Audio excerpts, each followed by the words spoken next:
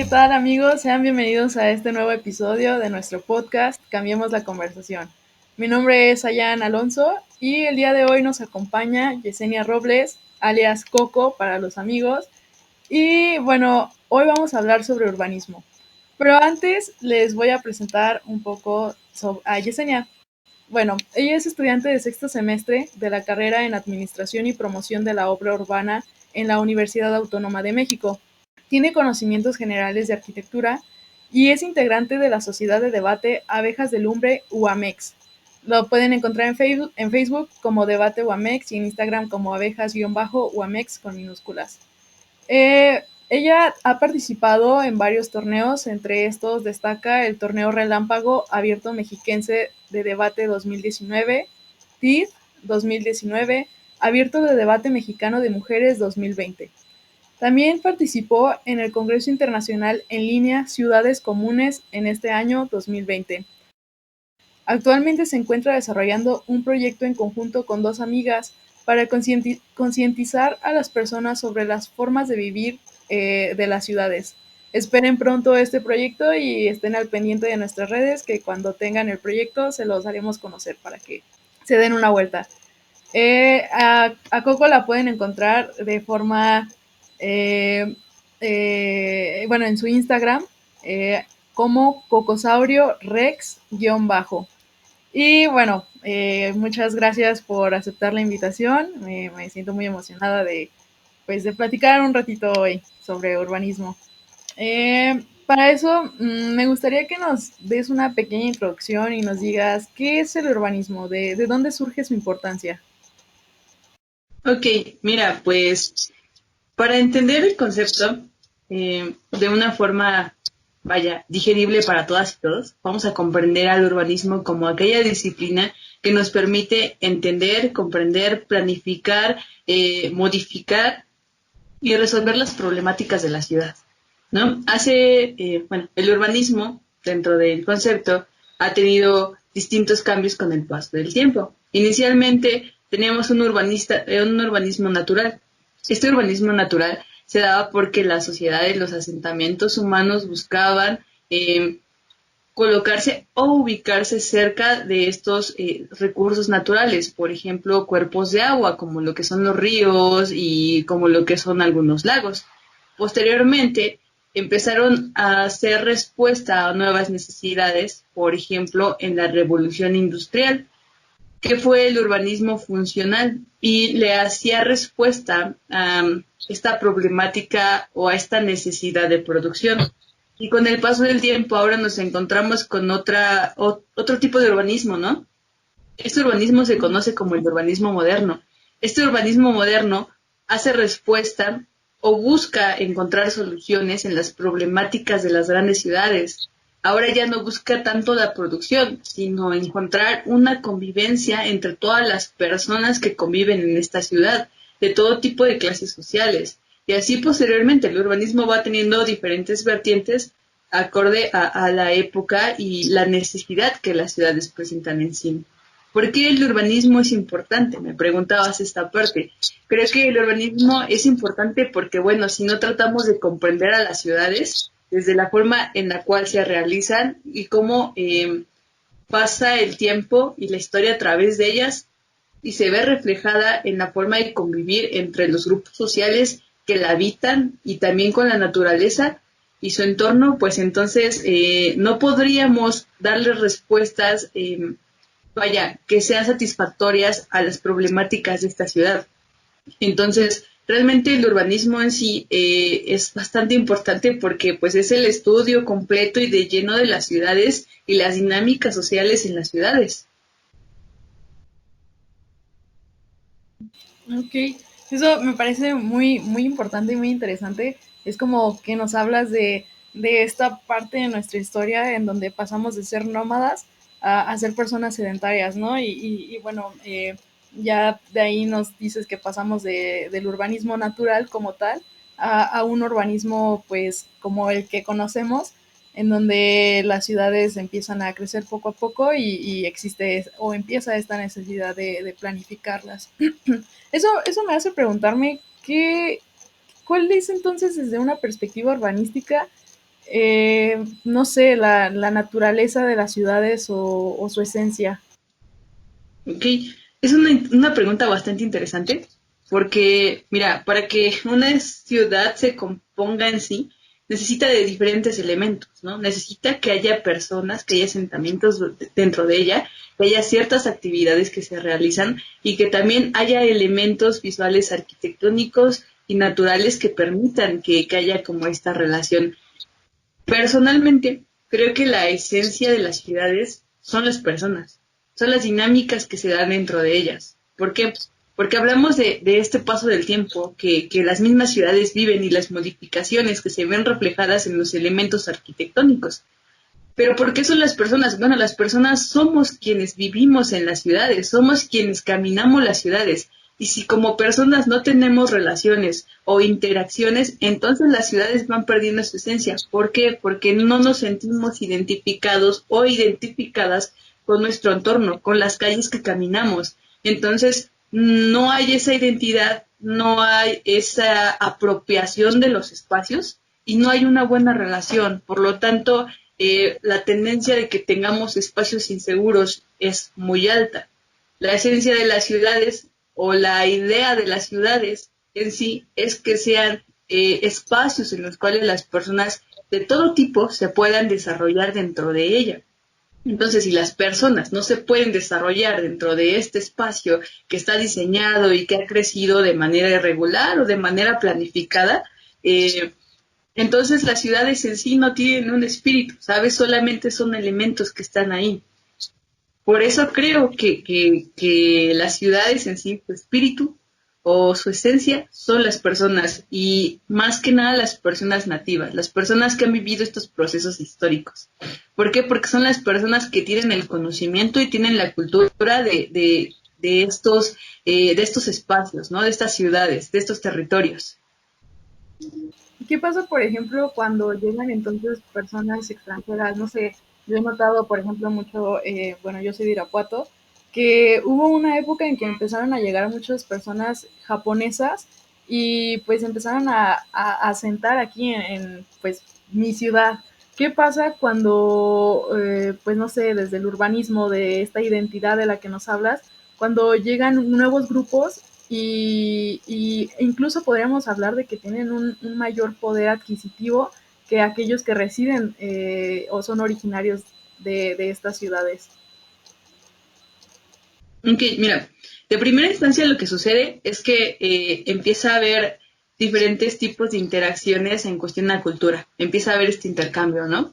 Pero hay que tener mucho cuidado también con ese intercambio. Al menos considero que debería de ser así. ¿Por qué? Porque estamos hablando de personas que tienen un poder adquisitivo mayor y que vienen de otros países. Por lo tanto, cuando vamos a otros lugares, buscamos estar o tener los elementos que nos permitan estar bien, ¿no? Tener como una calidad de vida mejor. Entonces, a veces sucede que estas personas eh, pueden llegar a desplazar a las personas nativas por ocupar lugares cerca de los centros de población más activos o del centro más activo de las ciudades. A este proceso se le llama gentrificación. ¿Qué es la gentrificación? Bueno, la gentrificación es cuando se hacen proyectos de recuperación o remodelación del espacio, que son casi siempre lugares que tienen una muy buena ubicación territorial y que tienen bastante aprovechamiento con pequeñas modificaciones. Pero cuando se realiza este proceso de gentrificación, obviamente se abastece a la población de mejores servicios a través de los equipamientos. Bueno, vamos a entender qué son los equipamientos. Los equipamientos son conjuntos de edificios, son lugares que permiten que haya relaciones sociales, por ejemplo, los parques, las plazas, las escuelas, a eso, las terminales, eso lo vamos a entender como equipamientos, ¿ok? Y también empieza a haber un mejoramiento de la infraestructura. ¿Qué es la infraestructura? Porque a veces confundimos los términos. La infraestructura la vamos a entender como aquellas obras que van enfocadas a conectar las redes que abastecen lo que son, por ejemplo, servicios como el alcantarillado o las telecomunicaciones. Ujú. Bueno, estos espacios empiezan a tener modificaciones y empiezan a tener proyectos de mejora que van enfocados a abastecer justamente este tipo de servicios, ¿no? Empieza a haber un alza del uso del suelo. ¿Qué es el uso del suelo? Bueno, el uso del suelo es la actividad que está determinada o destinada en un espacio geográfico o físico. Empieza a haber este aumento y la mayoría de las personas que son nativas de ahí, que tienen, por ejemplo, un empleo o que pertenecemos a la clase media, media baja, al tener como este aumento de uso de suelo, casi siempre no hay como una economía para poder hacerle frente, ¿no? A esta demanda del servicio, a este pago que se pide. Bueno, se ven obligados de manera indirecta o directa de abandonar su vivienda, es decir, venderla.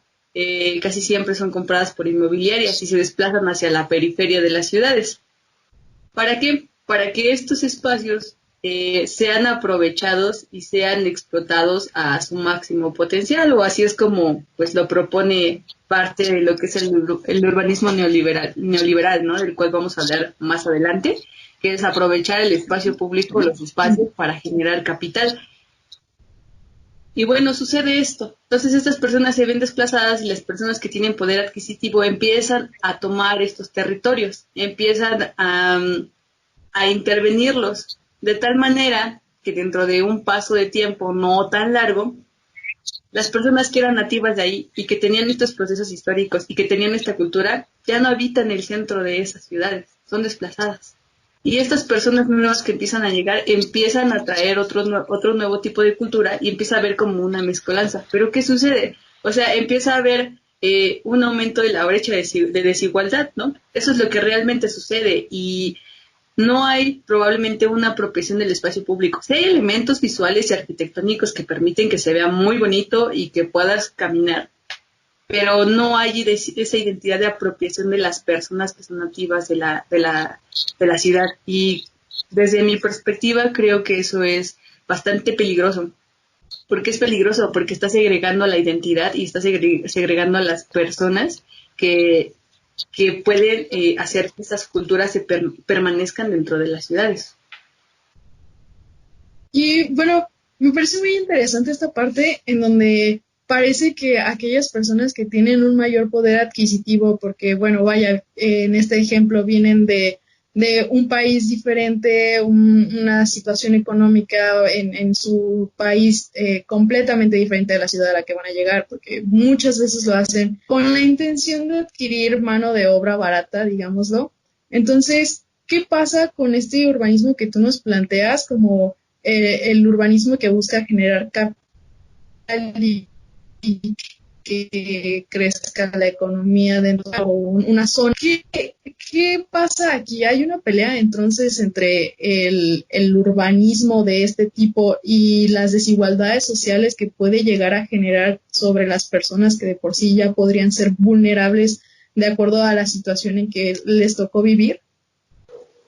Claro, es que creo que sí. ¿Por qué? Porque nace esta pregunta, ¿no? O sea, todo el tiempo creo que como personas que estudiamos la ciudad y personas en sí, cuando vemos estos procesos debemos de preguntarnos quiénes son quienes necesitan más los servicios. Porque cuando se desplazan las personas a la periferia, otra vez vuelven a carecer de servicios. Probablemente incluso su posición de vulnerabilidad se vulnera aún más.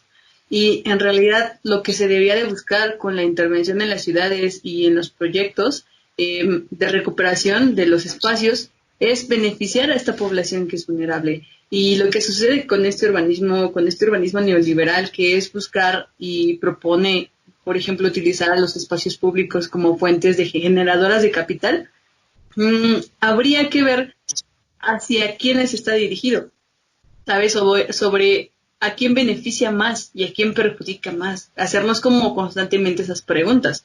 Porque si vamos a hacer un espacio público que beneficia únicamente a empresas que ya están como monopolizadas, pero realmente no estás ayudando a la economía local de la zona. Y lo que se debería de buscar sería hacer espacios que permeen y que permitan que la economía local de la zona se pueda mover, porque es la economía que permite que los mismos habitantes de estos espacios puedan mantenerse y puedan subsistir, que puedan como generar este medio y esta fuente económica que pues sucede o podría beneficiar para que las personas habiten más lo que son esos espacios, ¿no? Le llamaríamos algo así como una recuperación de barrios. Estos proyectos de recuperación de barrios van muy enfocados a, como lo dice el nombre, sectores pequeños del territorio para que las personas que habitan y que se conocen entre sí empiecen a mejorar la relación que tienen. Es decir, por ejemplo, con proyectos de recuperación del espacio público como lo que son parques. Empezar a habilitarlo, pero estos proyectos no funcionan y en realidad yo creo que ningún proyecto de urbanismo funciona si tú no integras a la población, si tú no integras a la comunidad, entonces no va a ser funcional, porque probablemente podemos tener mucho conocimiento y podemos tener el capital, pero no tenemos la percepción directa de las personas que viven y que habitan y que conviven en estos espacios. Entonces, por eso es muy importante que cuando se hacen proyectos que buscan tener o van bajo la narrativa de generar una mejor estabilidad económica a través de la inversión pública-privada, se debe de tomar en cuenta a la población y debes de ser muy específico y muy específica en las metodologías y los planteamientos que se van a llevar a cabo, ¿no? Porque, pues bien, sabemos que una empresa no va a invertir en un espacio si no ve por su beneficio. Entonces, habría que generar estas limitantes o estas reglas, estas condiciones que permitan que va a haber mucho más beneficios que prejuicios para las personas que habitan cerca de estos sectores que se van a modificar. Sobre esto que nos planteas de cómo debe existir una unión, una identidad entre las personas. Y bueno, primero tengo dos preguntas. La primera, bueno, nos estás planteando que la identidad es algo que el urbanismo debe de trabajar con ello, ¿no? Pero aquí me surge una duda. Entonces, ¿el urbanismo es el que genera esta identidad o debe contemplarlo simplemente a través de otras ciencias, digamos, para generar proyectos que sean realmente funcionales? Y mi segunda pregunta iría por el lado de, ¿hay entonces algún urbanismo que contemple esto y que busque, pues no sé, poner a todos en un estado de igualdad o simplemente equidad? Ok, sí. Mira, es que el urbanismo es muy interesante, ¿no? Porque en realidad no es urbanismo, sino es una mezcolanza de varias disciplinas. Y estas disciplinas van enfocadas a estudiar el territorio, estudiar las dinámicas sociales y estudiar los sistemas o los elementos que te permitan comprender y proyectar más lo que se está viviendo en este entorno urbano. Entonces, en realidad el urbanismo siempre tiene que tomar en cuenta las demás disciplinas, ¿sabes? Como lo que es la sociología, lo que es la arquitectura, lo que es la ingeniería para proyectos de impacto mucho mayores. Eh, el urbanismo y la cultura van de la mano, pero creo que a veces se pierde un poco como este sentido, ¿sabes? Diseñamos más para producir y para generar capital que para beneficiar a la sociedad que está sentada en ese lugar. Y en realidad, bueno, el urbanismo debería de ir enfocado a beneficiar a la población. Y ahora, lo que está pasando y va a seguir sucediendo es que la población empieza a tomar la iniciativa, empieza a tener esta participación. ¿Cuántas veces no hemos visto que hay en comunidades o barrios, sectores, donde la población se convoca entre sí y empiezan a hacer faenas para limpiar el espacio donde viven, para limpiar su cuadra, para limpiar su colonia? Entonces, esto habla de redes vecinales y estas redes vecinales empiezan a tomar iniciativas en las políticas, en la forma de gestión de las cuales están llevando, vaya, su colonia, ¿no? Ujú. A veces creo que las personas que se convocan entre sí cuando hacen estas redes, pues empiezan a darse cuenta de cuáles son sus necesidades y empiezan a tener una percepción distinta del espacio. Pero, ¿qué necesitamos para tener esta percepción distinta del espacio? Necesitamos caminar las calles. Si no caminamos las calles, tanto como personas que vivimos en las ciudades, como personas que planifican, como personas que gestionan, entonces no vamos a poder entender las problemáticas que estas tienen. Y por eso estas redes vecinales son mucho más funcionales que probablemente algunos proyectos que se tratan o se piensan llevar a cabo. ¿Por qué? porque son los impactos directos que las personas tienen. Entonces, lo único que buscan es tener como respuesta y hacerle frente a estas mismas problemáticas. Incluso me atrevería a decir que el alcance es mucho mayor, pero para poder entender cómo estas redes vecinales tienen estas necesidades, pues necesitamos de ciencias, necesitamos de materias como lo que son la sociología, ¿no? Que nos ayuda y nos hace comprender mucho más lo que son las dinámicas sociales que se viven y se desenvuelven en ciertos entornos, para poder comprender por qué una zona es insegura y cómo lo podemos aunar con el urbanismo, por ejemplo, en las calles, ¿no? ¿Qué percepción tenemos? ¿Qué elementos visuales nos permite mejorar o empeorar la forma en la cual caminamos? ¿Cómo nos sentimos al percibirla? Por ejemplo, hay ciudades que son demasiado inseguras y que hay un montón de policías, pero esos policías no te dan la percepción de seguridad. En realidad es todo lo contrario. Tú ves un policía y te sientes con miedo. Y bueno, eso no está bien, eso está mal, eso habla de que hay una mala planificación y hay una mala gestión en la forma de llevar las políticas públicas. ¿Por qué no mejor le apostamos por mejorar los espacios? ¿Por qué no mejor le damos espacio para las personas que caminan en las ciudades, para los peatones? ¿Por qué no mejor mejoramos el alumbrado público? ¿Por qué no generamos ciclovías? Porque este tipo de transportes alternos y el hecho de caminar a las ciudades hace que la percepción de seguridad sea mayor. ¿Por qué? Porque hay mucho más personas que están caminando, transitando esa vialidad que autos.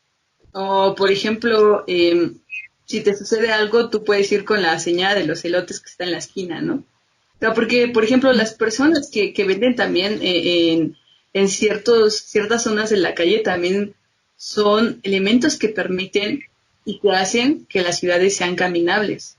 Que tú puedas decir, bueno, voy al centro de Guanajuato y voy a comprarme un elote, ¿no? O sea, dices, ok, bueno, voy a ir a comprarme el elote, pero el hecho de que yo pensé en ir a comprarme el elote, voy a ir a caminar la ciudad, voy a ir a caminar el centro de Guanajuato y voy a percibir y tal vez voy a convivir con el espacio público que está. Y esa señora de los elotes me va a ayudar a tener una mayor identidad porque sé que la señora de los elotes está ahí.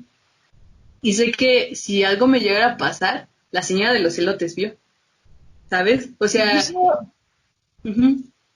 Incluso no únicamente es tal vez un beneficio para nosotros, como en el hecho de voy a salir a caminar y me voy a comer mi elotito bien a gusto al lado en el Juárez, ¿no? Sino tal vez también es un beneficio para la señora que, bueno, tiene una economía que nos apoya y al final se mueve o sea, una microeconomía que se mueve en una macroeconomía, por así decirlo, que al final permite, digamos, se mueva esto y creo que tal vez es una forma de atacar esto que nos hablabas del aumento no recuerdo bien cómo no lo planteaste, sobre cómo suben el precio del suelo por el hecho de que van siendo desplazadas las personas y finalmente creo que esta es una buena forma de pues un mecanismo de defensa, digamos, para de la ciudadanía, para la ciudadanía, quitando estas mega fábricas o empresas que simplemente terminan desplazando a personas. También me gusta, creo que con lo que nos dijiste la respuesta ya está ahí, pero igual me gustaría que nos dieras una opinión o una reflexión sobre si crees que las ciudades son incluyentes. Yo creo que probablemente la respuesta es no. Pero entonces, ¿qué podríamos en todo caso también hacer para que esto cambiara? ¿Cómo el urbanismo nos puede apoyar y la participación ciudadana? Okay. Sí, en efecto, la mayoría de las ciudades no son incluyentes, ¿no? Viene incluso desde cuestiones históricas en las cuales nos hacemos la pregunta, ¿quiénes son quienes comenzaron a planificar las ciudades? ¿No? ¿Qué tipo de personas en especial tenían a la academia cerca para poder trabajar en sí mismos, en sí mismas y decir, bueno, tengo la oportunidad de aprender y saber de urbanismo y poderlo aplicar? ¿no? Son obviamente los hombres quienes han comenzado y quienes comenzaron a envolverse en la mayoría de las disciplinas, no solamente de urbanismo, son no solamente sociales, sino también de la ciencia.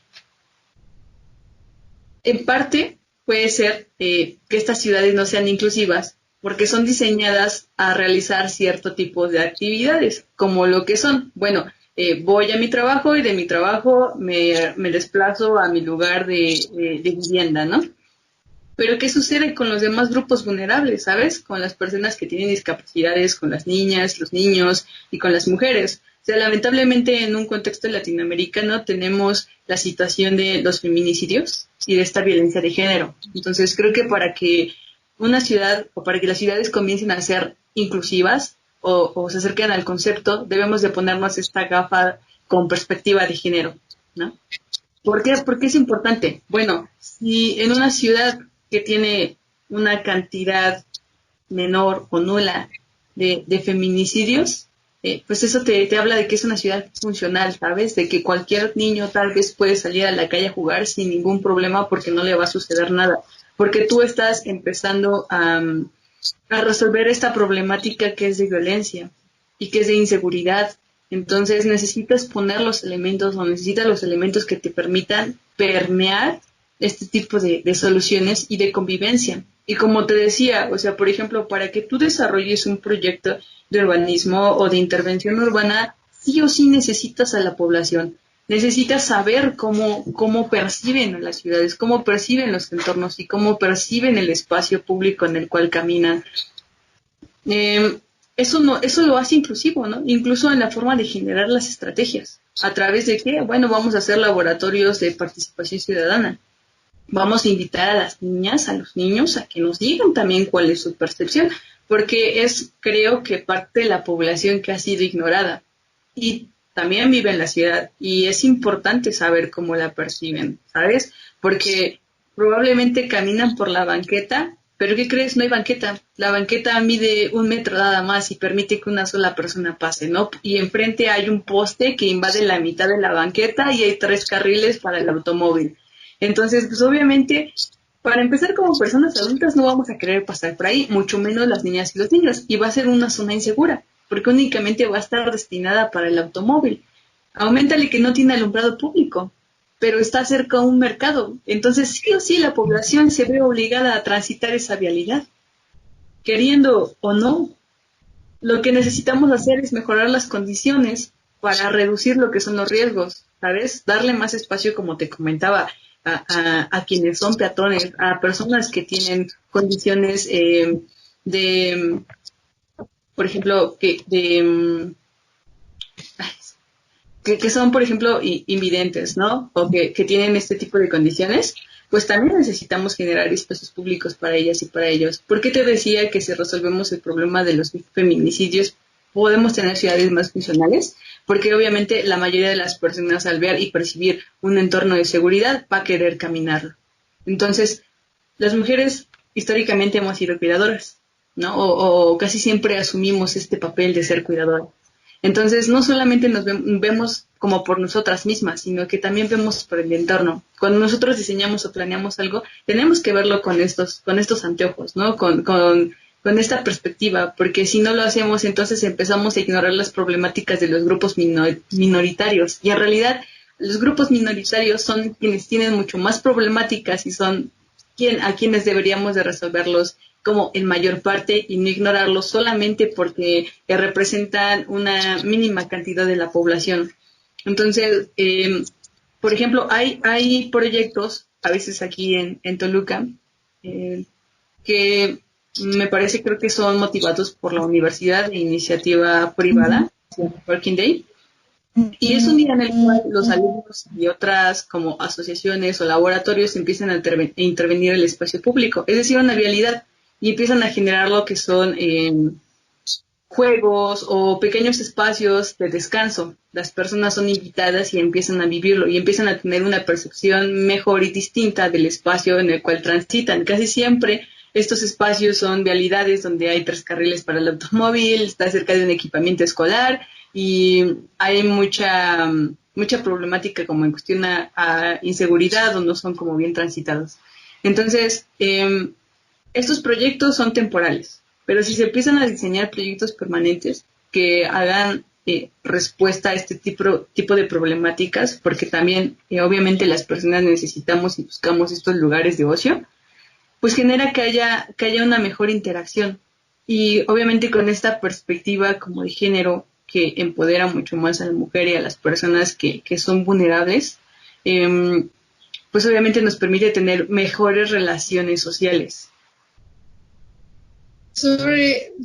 Mira qué interesante, sobre esto que nos comentas, me vienen a la mente dos comentarios que quiero hacer.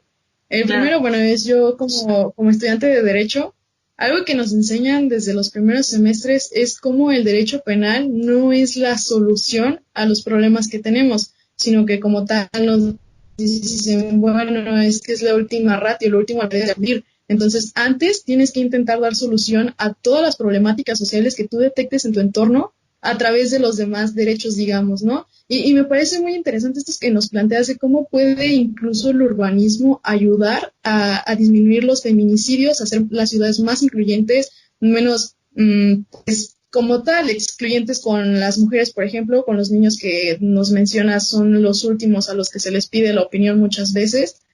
Y bueno, no sé, me parece muy interesante como esta parte en donde los ciudadanos, las personas, la población en general, incluyendo entonces a los niños con este concepto, deberíamos de tener más conciencia al respecto y pues buscar actuar, ¿no? Exigir a nuestros gobernantes queremos ciudades que sean más incluyentes, que sean más apegadas a un buen urbanismo y pues bien planificadas.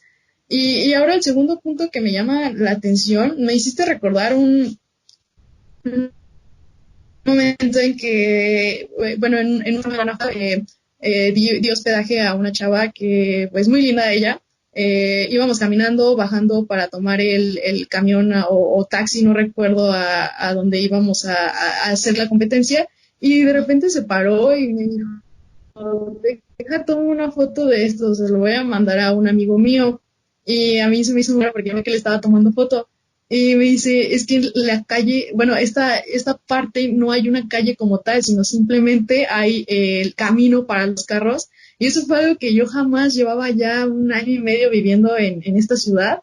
Jamás me había pasado por la cabeza y se me hizo muy interesante el cómo incluso nosotros llegamos a normalizar este tipo de cosas en donde se le da prioridad a los automóviles, en donde, por ejemplo, en Guanajuato Capital, la zona en donde está la preparatoria oficial ahí, hay un tramo que es completamente estrecho y apenas caben los automóviles y no hay banquetas, pero por ahí tienen que pasar los estudiantes pues para, digamos, poder bajar al centro de la ciudad y tener la facilidad de ir a sus casas. Eso me pareció muy interesante y me hizo recordar lo recordé con lo que mencionaste. Ahora, sobre esto, entonces, ¿qué pasa con esta parte de gobernar y el urbanismo? ¿Cómo se relacionan o hay acaso una pelea entre estas dos partes?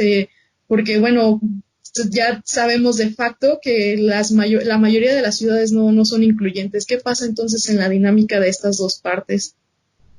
Okay. Mira, creo que, como te comentaba al inicio, para poder gestionar una ciudad en todos los ámbitos, tienes que caminarla.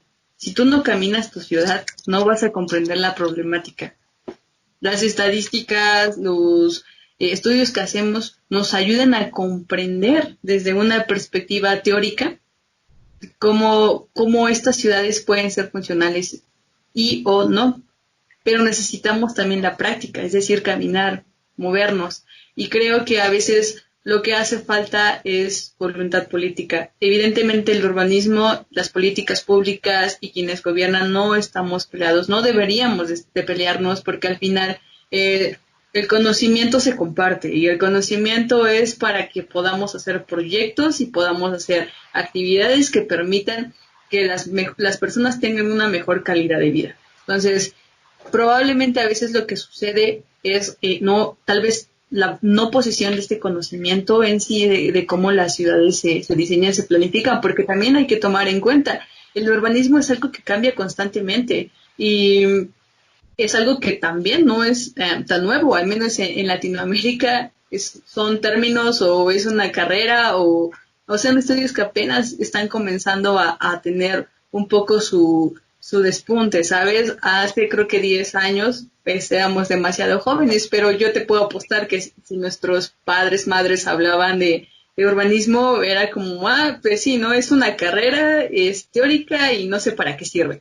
Y ahorita con la información, con este boom, empezamos a comprender y empezamos a saber como cuál es la importancia que tiene el urbanismo en sí, cuáles son los alcances y cuáles son las finalidades. Y creo que los gobernantes, los gobiernos se tienen que ir todo el tiempo actualizando con este tipo de información y obviamente buscar a las personas que, que pueden llevar a cabo estos proyectos, ¿no?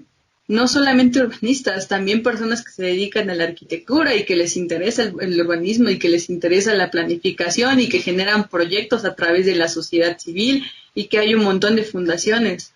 Entonces, lo que necesitamos creo que es tener esta relación entre la forma de gestionar y hacer políticas y hacer metodologías públicas que permitan que estas personas que llevan estos proyectos de manera independiente y que empiezan a buscarlo puedan tener como esta relación y puedan tener mucho más beneficio al momento de realizar como su proyecto, obviamente impactando como a la comunidad donde se está realizando. Entonces, pues obviamente se responde que no estamos peleados, necesitamos voluntad política y para tener un poco más de voluntad política o para despertarla también necesitamos esta participación ciudadana, ¿sabes? Interesarnos mucho más por lo que está pasando y creo que en realidad somos participativas y participativos cuando hacemos actividades como estas, cuando nos damos cuenta que ese poste invade la mitad de la banqueta o la banqueta está diseñada únicamente para el poste y te tienes que bajar y tienes que caminar. ¿Por qué? Porque entonces tú ya empiezas a pensar, ¿por qué está ese poste ahí? Ese poste no me deja caminar, ¿sabes? Y ahora, como te decía, se empiezan a generar estos grupos de redes vecinales que empiezan a generar proyectos y que empiezan a pedir y empiezan a exigir. Entonces, creo que el detonante es caminar tu ciudad, empezar a convivir con las personas, tus vecinos y vecinas, empezando por el saludo tal vez, y obviamente tratar de no normalizar como toda esta violencia que hay, ¿sabes? Porque lamentablemente sucede en muchos casos que hay personas a las que les están robando y se vuelve tan común dentro de esa vialidad o dentro de esa calle que las personas lo ignoran y lo dejan. Entonces, bueno, necesitamos hacer estos espacios, necesitamos hacer estos procesos de conciencia de nuestro entorno, de preguntarnos todo el tiempo y cuestionarnos del por qué está esa luminaria ahí, ¿no? ¿Por qué está esa valla peatonal ahí? ¿Por qué hay 3 carriles para el automóvil? No hay ninguna ciclovía. ¿Por qué los carros tienen que pasar por la vialidad por donde pasan los estudiantes cuando apenas pueden pasar como tú me lo estabas planteando? O sea, es hacer como esos procesos, todo el tiempo estarnos cuestionando. Así podemos empezar a ser participativos y participativas. Empezarnos a preocupar por lo que está sucediendo en nuestro entorno y no ignorarlo. Porque así es como eh, podemos como invitar a las demás personas también, a través de nuestras experiencias, a que piensen y repiensen la forma en la que están viviendo las ciudades y la forma en la cual conceptualizamos algunas cosas. Sí, wow, qué interesante.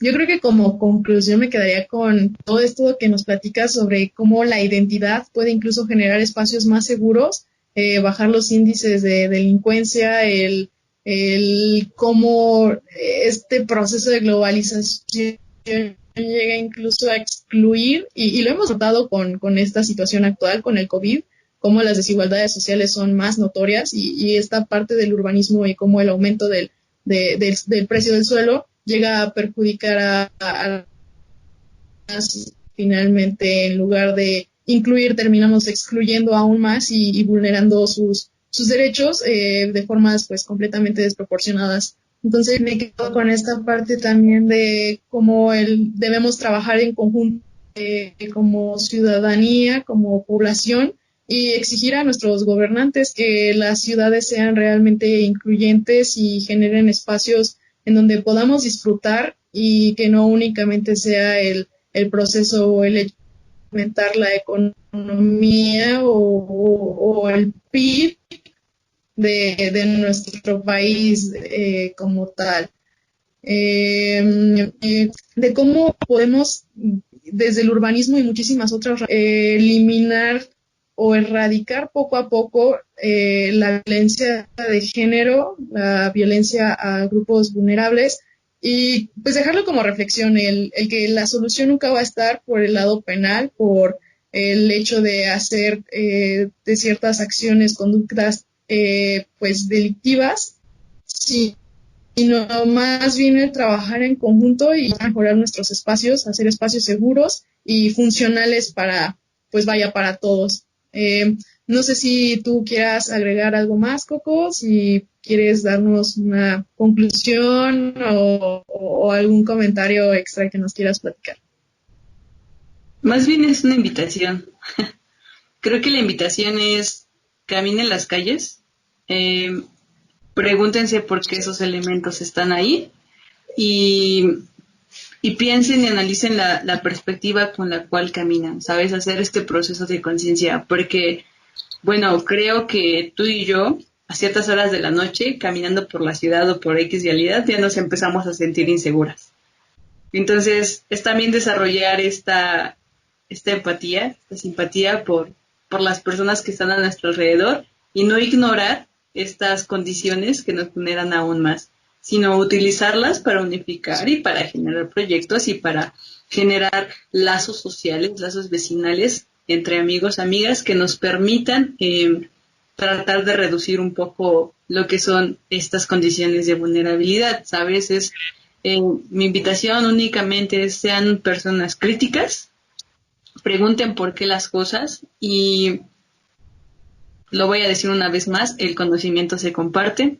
Entonces, todo lo que aprendemos y desaprendemos también, hay que compartirlo, ¿no? Hay que cuestionarnos. O sea, realmente creo que cuando hacemos eso, también ayudamos a que las otras personas también comprendan o tengan una nueva visión. Hacemos este proceso para poder ampliar nuestro panorama y nuestra perspectiva para poder entender, ¿no? Que el hecho de que tengas policías en el cuadro principal de la ciudad no significa que sea seguro, sino probablemente los elementos visuales y los elementos como tal arquitectónicos, las personas, te decía la señora de los elotes que está ahí, te puede ayudar a tener una mejor percepción del entorno como persona que va a visitar esta zona, como peatón, que, que, que te digo, que, por ejemplo, ir y sentirte intimidada o intimidado porque ves un montón de policías y no sabes si te van a ayudar o te van a perjudicar,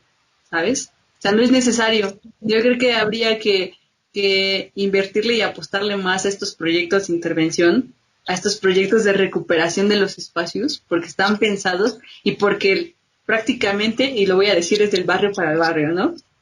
De grupo de personas que están diseñando para las personas que van a vivir ahí mismo. Y eso va a beneficiar estos lazos de los que tanto hemos hablado. Es pensar y repensar.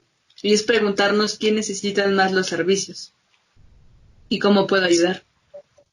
Sí, claro, pues compartir el conocimiento finalmente logra generar conciencia en no únicamente una persona, sino en todas aquellas que nos rodean y creo que es parte del propósito de este podcast, el transmitir información y que pueda apoyar a quienes nos escuchen a generar un pensamiento crítico sobre ciertos temas y vaya a cambiar la conversación y así entonces generar cambios en nuestro entorno.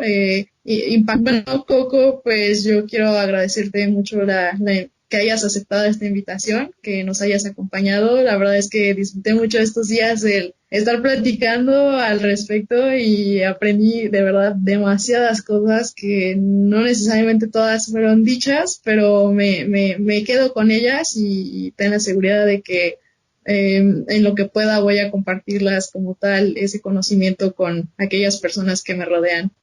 Bueno, agradezco mucho que hayas tomado la invitación. Aquí tienes un espacio para cuando lo quieras. No, de que creo que gracias a ti, ¿no? Por tomar este tipo de iniciativas que nos permiten entablar un diálogo para que las personas podamos comprender nuevos temas. O sea, eso es importante y es esencial. Así que, gracias. Bueno, amigos, con esto terminamos el episodio del día de hoy. Les recuerdo que Coco está haciendo un proyecto con dos amigas sobre urbanismo, pero ya estará, se los haremos conocer por si les interesa el tema, que aprendan un poco más. Y mientras tanto, si quieren estar más al pendiente de este proyecto que tiene, les recuerdo su cuenta personal de Instagram, Cocosaurio Rex-bajo. Pues a nosotros también Cambiemos la Conversación. Nos pueden encontrar como Cambiemos la Conversación en todas nuestras redes sociales, en Instagram, en Facebook y en YouTube y bueno, en Spotify también. Agradecemos que nos hayan escuchado y esperemos que puedan hacerlo la próxima semana. Gracias.